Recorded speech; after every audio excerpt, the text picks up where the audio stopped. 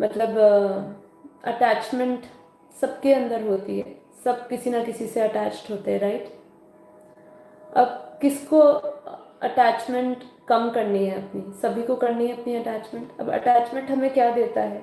Pen देता है या नहीं देता है? जब हम किसी से अटैच होते हैं तो उनसे हमारी एक्सपेक्टेशंस बढ़ जाती है। हमें ऐसा लगता है कि अगर हम किसी से अटैच है तो ही हमारा उनसे प्रेम है। जब किसी से हम अटैच होते हैं तो हम उसका जो दर्द होता है, हम सोचते हैं कि हम उससे अटैच है इसलिए उसका दर्द भी मेरा दर्द बन गया, राइट। हम ऐसे ही रहते हैं। अब आप ध्यान से इसके बारे में विचार करिए कि अगर हम अपने अंदर डिटैचमेंट ले आते हैं तो क्या होता है। इसको हम उदाहरण से समझेंगे। बहुत ही इम्पॉर्टेंट है ये एग्जाम्पल, ध्यान से इसको समझिएगा, अपना इसमें पूरा ध्यान लगाइए, चिंतन लगाइएगा। पहले हम बात करते हैं किसी से फिजिकल अटैचमेंट की। फिजिकल अटैचमेंट जब होती है, मान लीजिए दो बच्चे पैदा हुए, जॉइंट बच्चे, साथ में ही जुड़, आपने देखे होंगे ना, जुड़वा बच्चे नहीं कह रही, जॉइंट बच्चे जिनका एक ही शरीर है, ठीक है। अब वो बच्चे, जो दो बच्चे हैं जिनका शरीर साथ में जुड़ा हुआ है, अब आप वो सोचिए कि वो बच्चे का जीवन कैसा होगा। वो साथ में उठेंगे, साथ में जाएंगे, साथ में खाएंगे, जो भी करना है वो साथ में करेंगे।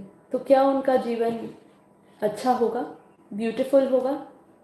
खुद सोचिए, कल्पना करिए कि जो दो लोग हैं जिनका शरीर जुड़ा हुआ है, वो साथ में खाएंगे, साथ में पिएंगे, साथ में रहेंगे, तो उनका जीवन अच्छा होना चाहिए ना, ब्यूटीफुल होना चाहिए, राइट। ऐसा नहीं होता है। वो दोनों अटैच है लेकिन सुखी नहीं है, क्योंकि वो कुछ भी इंडिविजुअली नहीं कर सकते हैं। जैसे ही उनको सेपरेट कर देते हैं तो एक इंसान बैठ सकता है, एक इंसान खड़ा रह सकता है। जैसे उनको हमने सेपरेट कर दिया, तो जब हम सेपरेशन की बात करते हैं तो सेपरेशन हमेशा दुखदाई नहीं होता है। मतलब जो अटैचमेंट वाली, हम ये फिजिकल अटैचमेंट की बात करें कि ये फिजिकल अटैच दो लोग जिनको सेपरेट कर दिया जाता है तो उनकी जीवन ब्यूटीफुल हो जाता है, अच्छा हो जाता है उनकी लाइफ, राइट। अब हम बात करते हैं मेंटल अटैचमेंट की। ये बहुत ज़रूरी है और स्पेशली ये मदर्स के लिए बहुत ज़रूरी है, जो अपने बच्चों से एक्सट्रीम लेवल का अटैचमेंट और प्यार दिखाते हैं, जिनको ऐसा लगता है कि मैं बच्चों से प्रेम करती हूँ इसीलिए मैं उनके साथ अटैच हूँ। वो ज़रूर सुनिएगा कि भाई मेंटल अटैचमेंट क्या है।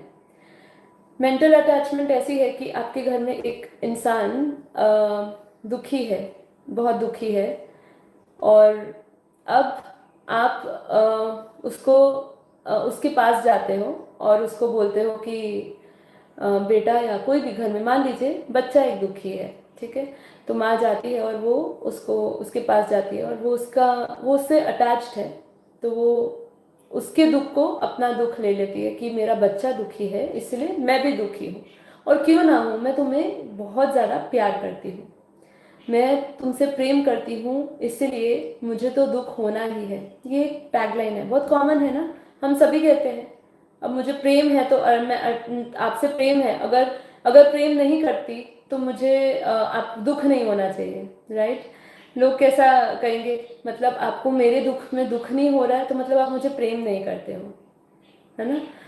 तो ये जो मेंटल अटैचमेंट है, हमें ऐसा लगता है मतलब कि हम उनसे प्रेम करते हैं इसलिए हमारा अटैचमेंट और प्रेम दोनों कनेक्टेड है। अगर हमारी अटैचमेंट नहीं होगी तो हम उनसे प्रेम नहीं करते होंगे। अब इसको हम ये समझिए कि मतलब कि अगर एक बंदा कुएं में जा रहा है, कुएं में गिर रहा है, तो आप उसके साथ साथ सभी कुएं में जा रहे हो, क्यों? क्योंकि आप उससे प्रेम करते हो। अगर मैं उससे प्रेम नहीं करती तो मैं नहीं जाऊंगी कुएं में, मतलब जहां मैं जाऊंगी वहीं पर मेरे को प्रेम करने वाले मेरे पीछे पीछे आने चाहिए ना। तो हमें यही लगता है कि अटैचमेंट इज लव। अब आप इसको अलग तरीके से सोचिए, अगर हमारे अंदर वो अटैचमेंट नहीं होती है तो क्या हो सकता है, कितना ब्यूटीफुल हो जाएगा सारी सिचुएशन। कैसे? आपका बेटा, आपका बच्चा परेशान है, आपका कोई भी रिलेशन में कोई भी ऐसा संबंध है जिसमें वो परेशान है, अब आप उनसे अटैच नहीं है, लेकिन आपका उनके साथ प्रेम है। कौन सा? अनकंडीशनल, ठीक है, निस्वार्थ भाव से आप उनको प्रेम करते हैं, लेकिन उनसे अटैचमेंट नहीं है। अगर हम उससे सेपरेट होते हैं थोड़ी देर के लिए, उस इमोशनल अटैचमेंट से दूर होते हैं, तो क्या होता है कि जब वो दुख में होगा, दर्द में होगा, तो आप क्या कर पाएंगे? आप अपनी हाई वाइब्रेशन थॉट्स, ठीक है, वो उसको दे पाओगे। अगर आप उसके पास जा रहे हो और उसके स्ट्रेस लेवल में आप भी स्ट्रेस हो रहे हो, ठीक है, वो स्ट्रेस्ड ऑलरेडी है, दुखी ऑलरेडी है, और आप भी जाके और दुखी हो रहे हो, तो क्या होगा? आपकी जो नेगेटिव एनर्जी है और उसकी जो नेगेटिव एनर्जी है वो कुछ काम नहीं आएगी, उसको और ही नेगेटिव बनाएगी, उसका स्ट्रेस रिलीज नहीं करेगी, उसको उसको काम नहीं करेगी। वो ऑब्वियस रीजन है। अब उसका विपरीत सोचिए कि अगर आप शांत है, आपका माइंड स्टेबल है, जब हमें दुख होता है, स्पेशली घर में बच्चों को होता है, तो वो क्या करते हैं? बहुत गुस्से में होते हैं और अपने पेरेंट्स को बोलते हैं कि आप मुझे अकेला छोड़ दो, मैं अकेला रहना चाहता हूँ, ठीक है। जब ये बोलते हैं तो क्यों बोलते हैं? क्योंकि आपकी जो एनर्जी होगी उस समय, आपकी एनर्जी और बच्चे की एनर्जी में कोई फर्क नहीं है। वो भी स्ट्रेस्ड है और आप भी स्ट्रेस हो, क्योंकि आप उससे प्रेम करते हो, तो उसके दुख में मुझे दुख या दर्द होना तो ऑब्वियस है। तो वो क्या करता है? किसका सहारा लेता है? अपने दोस्तों का। अपने दोस्तों को जाके अपनी बातें कहता है। क्यों? वो एकदम न्यूट्रल होके स्टेबल माइंड से सुनते हैं। ऐसा ही काउंसलर्स करते हैं। काउंसलर्स जो होते हैं, आप किसी डॉक्टर के पास जाते हो, आपके अंदर कोई, आपके पास कोई समस्या होती है, तो क्या करते हैं? आप घर वालों से बात करते हो तो आपको लगता है वो समझेंगे नहीं, क्यों? वही सेम एनर्जी वो भी कैरी कर रहे हैं। आपको सुन के समझाएंगे कैसे? ऑब्वियस है, अगर कोई इधर है तो उसको इधर होना पड़ेगा, तभी वो उसको हेल्प कर पाएगा, ठीक है। तो जो काउंसलर्स होते हैं वो क्या करते हैं? वो उनसे बिना अटैच हुए उनकी समस्या को सुनते हैं और फिर वो न्यूट्रल स्टेबल माइंड से, काम माइंड से उसको सोल्यूशन देते हैं। तो इमोशनल अटैचमेंट हो, physical attachment, is not love. Attachment is never a love. हमेशा डिटैचमेंट में ही प्रेम समाया हुआ है। जितना हम डिटैच होंगे किसी भी सिचुएशन से, किसी भी इंसान से, तो हम उसका कल्याण कर पाएंगे, ठीक है। तो डिटैचमेंट हमें ऐसा लगता है कि हमारा संबंध कैसा हो जाएगा, रिलेशन कैसा हो जाएगा अगर हम डिटैच हो जाएंगे। कितनी बार लगता है ना कि ये तो वैराग्य हो जाएगा, हम किसी को देंगे क्या, क्योंकि हम किसी से प्रेम नहीं करते। ऐसा हमारी ये मिथ है, ये हमारा एक मिथ है कि हम डिटैच हो गए तो हम किसी को कुछ दे नहीं सकते हैं। आप उसको डबल दोगे, आप अपनी ऐसी एनर्जी उसको दोगे जो उसके मददगार होगी उसको। तो ये चीज को हमें समझना पड़ेगा। वैराग्य आने से या किसी से डिटैच हो जाने से हमारा जो सूखा रूखापन जो हो जाता है स्वभाव, ऐसा मत सोचिए, उसमें और प्रेम बढ़ जाता है, क्योंकि उसके अंदर निस्वार्थ प्रेम करने की, अनकंडीशनल प्रेम करने का जो एक भाव है वो उसके अंदर पैदा हो जाता है। बाकी सारे भाव जो है वो हमेशा स्वार्थवश ही करे जाते हैं, क्यों? कोई ना कोई एक्सपेक्टेशंस हो जाती है, और कोई एक्सपेक्टेशंस हो या ना हो, प्रेम की तो एक्सपेक्टेशन हो ही जाएगी ना, कि मैं उसको प्रेम कर रही हूँ, सेम वही मुझे प्रेम मिले, उससे ज्यादा मिले या उतना मिले, उससे कम ना मिले, सबके अंदर है ये। तो फिर यही अटैचमेंट हमारा दुख का कारण बनती है। इसीलिए कहते हैं attachment is the root cause of sufferings, ठीक है। Sufferings and pain. क्यों सफरिंग्स एंड पेन्स है? क्यों डिटैचमेंट का नाम लेकर नहीं बोला? अगर हमें ऐसा लगता है कि डिटैचमेंट हम करेंगे किसी से तो वो हमारा सफरिंग्स और पेन बनेगा, नहीं ना। कभी किसी ने कोट क्यों नहीं कही? क्योंकि detachment is always a best gift. बहुत अच्छा ये बेस्ट गिफ्ट है जो आप अपने आप को दे सकते हैं, ठीक है। तो इसको आप समझिएगा, और स्पेशली मदर्स जिनको अपने बच्चों से बहुत अटैचमेंट है, उस अटैचमेंट को प्यार समझ के आप उनका जीवन खराब कर रहे हैं। उनको आपको जो शिक्षा देनी चाहिए, जो ऊर्जा देनी चाहिए, जो अच्छे संस्कार देने चाहिए, वो उनके प्रेम वश में आके नहीं दे पाते हैं, ठीक है। काफ़ी बार ऐसी सिचुएशंस बिल्डअप हो जाती है। और भी कोई भी रिश्ता ले लीजिए, ऐसा नहीं, ये एक मैंने एग्जाम्पल दिया क्योंकि मेरे सामने ऐसे 2-3 एग्जाम्पल्स है जिसमें मदर इतनी अपने बच्चे से इतनी ज़्यादा अटैच है कि बिना रहने का सोच नहीं सकती है। तो वो जो है वो प्यार नहीं है, उसमें उसका किसी का कल्याण नहीं छुपा हुआ है, वो आपको पेन और सफ़र ही देगा। आने वाले टाइम में, अभी नहीं आपको प्रतीत हो रहा तो आगे आने वाले समय पे देगा। इसलिए डिटैच होने का, कर्तव्य बुद्धि से काम करिए, अपना कर्तव्य करते जाइए, रिस्पॉन्सिबिलिटी की, प्रेम करिए लेकिन अनकंडीशनल प्रेम करिए, कुछ उससे रिटर्न भी मत चाहिए। जैसे ही आपने रिटर्न भाव, एक्सचेंज, गिव और टेक की बात करी तो वहां पे बिजनेस हो जाएगा। And love is not business. ये मैंने इतना प्रेम दिया, तू मुझे इतना प्रेम दे, वो कोई तराजू में तोलने वाली चीज़ नहीं है। ठीक है, ऐसा ही परमात्मा है। परमात्मा को तो हम बहुत ही कम समय देते हैं, बहुत ही कम, अपना 24 घंटे में मुश्किल से आधा घंटा देते हैं, 10 मिनट देते हैं, ज़्यादा 1 घंटा देते हैं, इससे ज़्यादा परमात्मा को देते नहीं है। तो भी परमात्मा हमें कितना कुछ देता रहता है। अगर वो भी तोलने लगे कि तू बेटा मुझे इतना प्यार दे तो ही मैं इतना प्यार दूंगा, तो क्या होगा? आपको कभी परमात्मा का प्रेम ही नहीं मिलेगा, हमेशा उसके अभाव में ही रहोगे। ठीक है, क्योंकि हम समय ही नहीं देते। हम अपने आसपास की दुनिया में, संसार में ही लोगों को समय देने में पूरा बिजी है, हमारा पूरा शेड्यूल बिजी है, सुबह से लेके शाम तक। मॉर्निंग में देख लीजिए ना, सुबह किसी को उठने का समय नहीं है कि उठ के 2 शब्द परमात्मा के लिए सुन ले या योग कर ले। ठीक है, तो इसीलिए मैं यही कहूँगी कि detachment is the best gift, इसका अभ्यास करिए। इमोशनली अटैच होना, ये कोई आपको डिग्री नहीं मिल रही कि आप किसी से इमोशनली अटैच है तो ही आप उससे प्यार करते हो, ये सिद्ध नहीं होता है कहीं पर भी। ठीक है, चलिए अब इसके साथ साथ अब एक छोटी सी कहानी लेंगे, मोटिवेशनल स्टोरी, बहुत ही अच्छी है, जिसमें इसको एक कोट से शुरू करती हूँ। कोट सुनिएगा।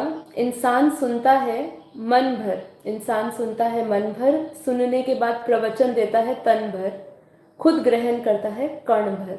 फिर से पढ़ती हूँ। इंसान सुनता है मन भर, सुनने के बाद प्रवचन देता है तन भर, और खुद ग्रहण करता है कर्ण भर। ठीक है, ये सब पे लागू होता है, चाहे मैं हूँ चाहे आप हूँ।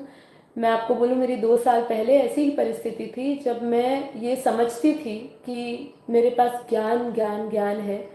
जब मैं 18 साल, 19 साल, 20 साल की थी, तब से मैं ज्ञान की क्लासेस भी दे देती थी, लेक्चर्स हम देते थे। लेकिन जब ऐसी परिस्थिति आई तब हमें पता चला कि ज्ञान ज्ञान ज्ञान काफ़ी नहीं है, उसको धारण करना, एक एक स्टेप को अपने अंदर लेना, वो बहुत ज़रूरी है। क्योंकि जब आपके सामने सिचुएशन आती है तो ज्ञान जीरो हो जाता है, ज्ञान बुद्धि से फटाफट चला जाता है। लेकिन अगर आपने उस ज्ञान को अनुभव किया होगा तो वो नहीं जाएगा, आपकी सिचुएशन जैसी भी होगी। तब मुझे रियलाइज हुआ। तो अपने इसने यही कहा है कि इंसान सुनता तो है, मन भर सुनता है, उसको उसके प्रवचन को कितना देता है, वो भी ये शरीर के द्वारा जितना देता है, लेकिन उसको ग्रहण कितना होता है? छोटा सा कण भर करता है। चलिए कहानी शुरू करते। गरीब एक आदमी था, और वो गरीब आदमी एक राजधानी में घूमता घूमता पहुंच गया। जहाँ पहुंचा वहाँ पे एक उत्सव चल रहा था, उस राज्य में समारोह चल रहा था, बहुत ही धूमधाम से वहाँ कोई कार्यक्रम चलने वाला था। तो उसने एक आदमी से पूछा कि यहाँ पे क्या होने वाला है। तो उसने बोला कि यहाँ पे एक हस्तीपट बंधी समारोह चल रहा है। तो उसने कहा ये हस्तीपट बंधी जो समारोह है ये क्या है? तो उसने कहा ये राज्य में से एक शाही हाथी निकलेगा। ठीक है, वो शाही हाथी के सूंड पर एक माला लगी हुई है। अब वो शाही हाथी इस राज्य से निकलता हुआ जिसको भी वो माला पहना देगा, ठीक है, वो इस राज्य का 5 साल के लिए राजा बन जाएगा। ठीक है, तो वो तो गरीब इंसान था, भटकता हुआ राज्य में पहुंच गया था। उसने कहा चलो मैं ही चांस ले लेता हूँ, शायद मेरा आज कुछ भाग्य अच्छा होगा, भगवान ने मुझे यहाँ तक भेजा है, इस राज्य में भेजा है घूमते फिरते, तो कुछ कल्याण हो जाए शायद। तो वो भी लाइन में खड़ा हो जाता है। शाही हाथी वहाँ से आता है, और शाही हाथी उस दिन उसी का दिन होता है, शायद इसीलिए परमात्मा ने उसको वहाँ भेजा होता है। तो वो जो हार होता है, हाथी उसको माला पहना देता है। सारे लोग खुश हो जाते हैं, रोज लोग चिल्लाते हैं, उत्साह से भरते हुए बोलते हैं कि हमें अपना नया राजा 5 साल के लिए मिल गया है।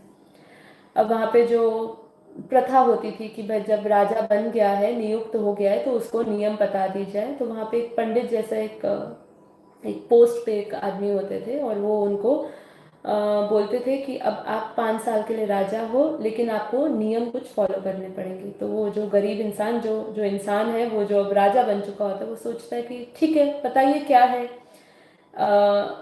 जो शर्तें हैं। तो शर्तें कहता है कि आपको 5 साल बाद ये राज्य, ये राजधानी को छोड़ के जाना पड़ेगा, और इस राज्य के बाहर एक जंगल है, जंगल में एक नदी है, उस नदी में बड़े बड़े मगरमच्छ और जंगली जानवर रहते हैं। तो आपको उनके उस नदी में जाना होगा, उनका सामना करना पड़ेगा, उनसे लड़ना होगा, और अगर और फिर आप उस नदी के पार एक गांव है छोटा सा, तो आप उस गांव में फिर जा सकते हैं। तो कई लोग वहाँ पे, जो भी यहाँ का राजा बना है, तो कई लोग वहाँ पे गए हैं, और कई लोग बच गए हैं, कई लोग अपना जीवन खो गए हैं, खो दिया है उन्होंने उस नदी में, जो जंगली जानवर मगरमच्छ है, तो वो मर गए हैं।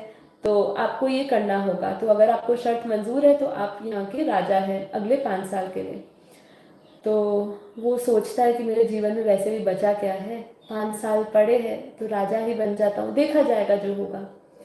अब वो राजा बन जाता है। देखते ही देखते 5 साल बीत जाते हैं, 5 साल पूरे हो जाते हैं। वो आखिरी दिन आ जाता है जिस दिन उसको राज्य को छोड़ के जाना होता है। लोग बहुत ही दुखी होते हैं, क्योंकि उन्होंने उस 5 साल में जो राजा बना था, वो उसने बहुत ही अच्छा नेक काम किया था, लोगों के दिल में जगह ले ली थी उसने। तो लोग बहुत दुखी थे कि ये राजा भी अब जाएगा जंगल में और उस नदी में जाएगा, और वो जंगली जानवर और मगरमच्छ का शिकार हो जाएगा, और वो भी मर जाएगा। तो वो लोग बहुत दुखी थे। तो जैसे ही वो जा रहा था, तो वो जंगल में गया, जंगल के पास जो नदी क्रॉस करनी थी, वहाँ पे जैसे ही वो क्रॉस करने लगा, वो सबके सबके आगे अपना हाथ जोड़ के जैसे ही बढ़ने लगा कदम, तो लोगों ने क्या देखा कि नदी के ऊपर एक पुल बना हुआ है, और वो पुल के द्वारा वो नदी को पार कर रहा है। लोग बहुत ही खुश हो गए कि कम से कम हमारा जो राजा है वो सुरक्षित रहेगा, और वो दूसरे गांव में जाके अच्छा काम कर सकेगा। तो देखिए, ये जो कहानी है, ये एक राजा और नदी की नहीं है। हमें यहाँ समझना है कि हमारा ये जो समय है, बहुत लिमिटेड पीरियड है। राजा के पास, वो इंसान के पास सिर्फ 5 साल का समय था। हमारे पास भी बहुत लिमिटेड पीरियड है। हमें ये नहीं पता कि हमारे पास 10 साल है, 5 दिन है, या 20-25 साल है। मतलब हमें पता नहीं है, हमारे पास बहुत लिमिटेड पीरियड है। इस लिमिटेड पीरियड में हम पर जो हम मतलब हमारे ऊपर ये डिपेंड करता है कि हम ये जो भव सागर की नदी है, इसको पार करने के लिए क्या हमने ये पुल बनाया है या नहीं बनाया। इसका आप लिटरल मीनिंग समझिए। टाइम पीरियड कम है, और हमें भव सागर पार करना है। इस भव सागर को पार करने के लिए हमने क्या किया, जैसे राजा ने वो पुल बनाया था, और वो एक किनारे से दूसरे किनारे में सुरक्षित चला गया। हमने ऐसा कौन सा पुल बनाया है? हमने कुछ ध्यान किया, योग